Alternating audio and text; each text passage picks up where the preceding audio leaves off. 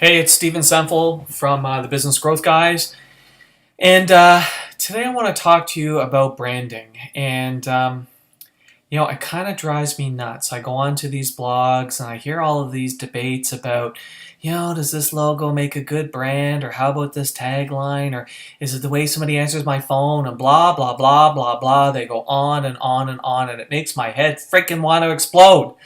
Branding is not some artistic, airy fairy idea. It's real and it's based in science. And really, what branding is all about is the connecting of something the consumer cares about with something that they don't care about, basically your company. That is what branding is. And this is what the sciencey guys all call classical conditioning. And classical conditioning is a real thing. It was discovered by a dude named Pavlov and his dogs. And this is real crap. He got a Nobel Peace Prize for this discovery in 1904. So this is real science. So to hell with all those airy-fairy types. This is real. And we all know the experiment that Pavlov did. At least we know the one that worked. What Pavlov would do is he would go down, he would ring a bell, and he would give the dog some meat. And he would do the two of these things at the same time. He'd never give the meat without ringing the bell, and he'd never ring the bell without giving the meat. And he would do this over and over in time until eventually what he could do was just ring the bell and the dog would have a physiological response. The dog would start salivating. And this was measured. This was not made up. This was measured. And so really what he essentially did is he sold the sound of a bell to a dog.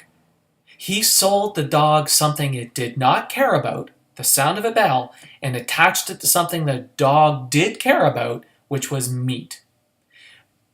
So what does this have to do with branding? So branding, again, is about making the consumer, in this case the dog, care about something they don't care about, your company, the bell, if you will. So how do you do this?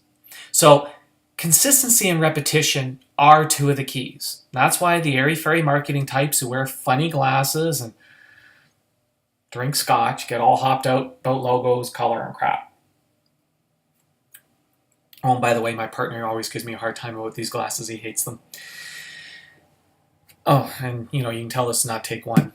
But it's true. It's true. But it's no more important than nails and wood are to a home. Sure, you need nails and wood to hold the house together, but nails and wood don't make a home. Have you ever been on a vacation and had that feeling when you come walking through the door and you're finally home? It's not because you love nails and wood. So logos, colors, and taglines are all the things that are like the bell. But the key to all of this is the meat. To make this work, you need to find what the customer cares about. Cares means emotionally, not intellectually, emotionally. You can't make them care. They must already. Pavlov did not make the dogs care about meat. They already cared about meat.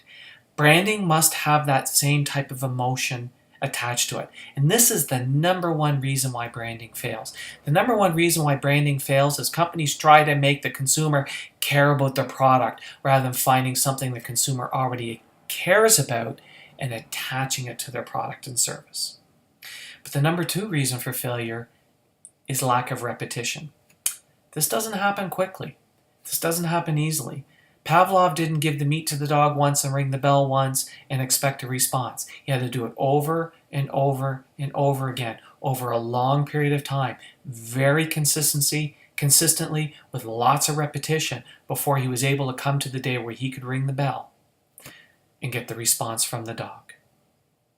So, key to branding is finding the things that your customer cares about, finding a way to attach what they care about to what they don't care about, which is your brand.